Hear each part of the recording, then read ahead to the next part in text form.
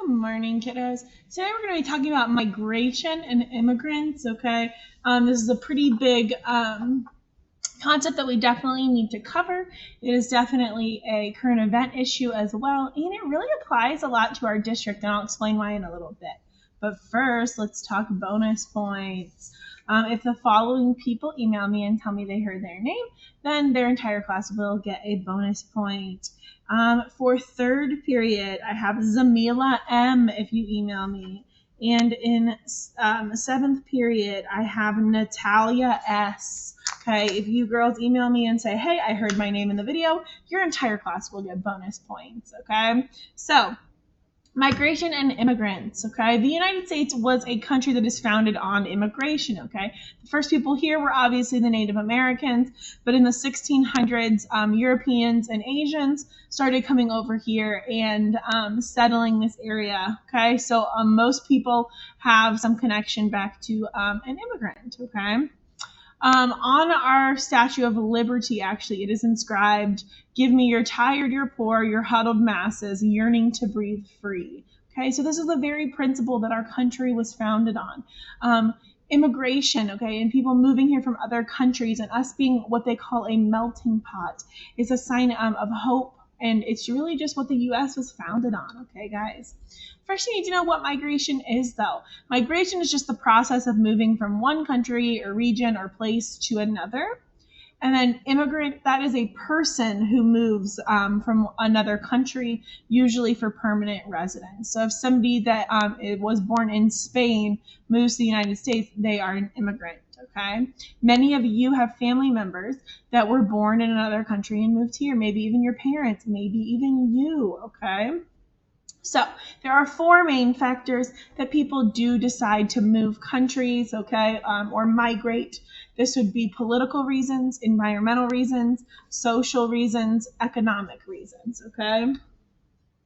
The first one is political reasons. This means to escape some kind of political persecution or war. So the Quakers are a really good example of this. They left England in the 1600s because they were being persecuted or punished for their beliefs, okay? They came to the U.S. and they started colonies in Pennsylvania, Rhode Island, and New Jersey, all right? Another example that is definitely applies to a lot of you or people that you know or go to school with is another example would be Somalia. Civil war actually broke out in Somalia in the 1990s, okay, so like 30 years ago. Today, over 750,000 people have fled Somalia since that time, okay?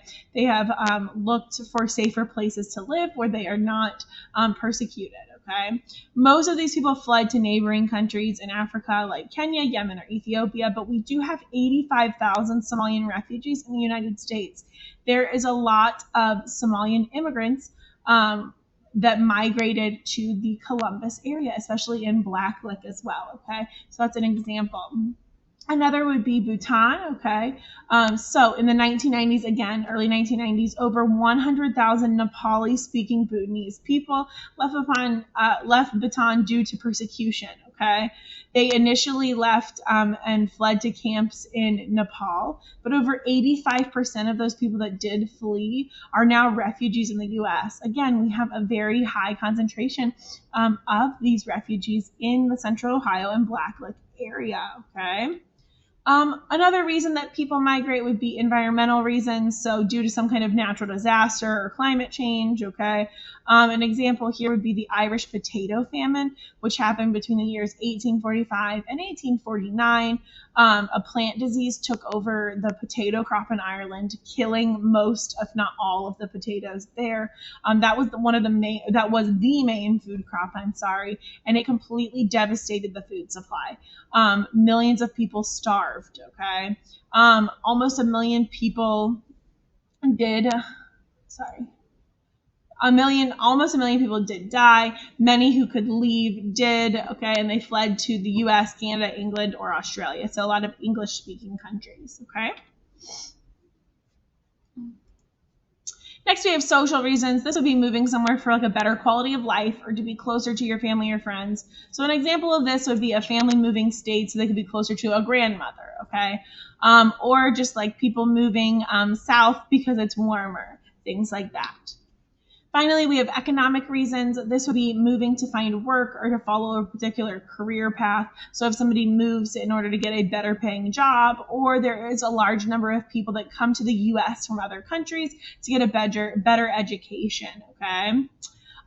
So push-pull factors is the other part of this of migration and immigrants that we are going to talk about. These are just the factors why people leave or go to countries, okay? So a push factor is reasons why people want to migrate from a place. So think about it. These factors are pushing them out of that country. It would be things like unemployment, lack of educational opportunities, few opportunities in general, poor medical care, war, violence, persecution, natural disasters, overpopulation, high crime rate, okay? These are all things that would make people say, ooh, I don't want to live here anymore. On the opposite side, we have pull factors, which they pull people in. They entice them to come to live in a certain place. So this would be things like jobs, educational opportunities, good medical care, peace, okay, so no war, fair government, fertile land, safety, warm climate, available land, lower crime rate, things that would make people want to live in a certain place, okay? An example of this would be the migration of those Europeans and Asians to the US in the 1600s, okay? So when we started colonizing the US, some push factors that made people want to leave Europe was it was overpopulated. There wasn't a lot of space to live. Agricultural changes, crop failure, so there was some food issues going on. The Industrial Revolution, okay? So again, people didn't have a lot of jobs because machines were taking over or like making things easier. And then religious and political persecution. The pull factors in America, abundant land. There was all this land and not a lot of people living here. Just the Native Americans were here, okay? Economic opportunity. It was a place they could start a completely new life. And then just freedom. So religious and political freedom, okay? All right, that's it. Don't forget, Zamila and Natalia, send me an email that says, hey, I heard my name, and your whole class will get bonus points. Go ahead and do your show it, guys.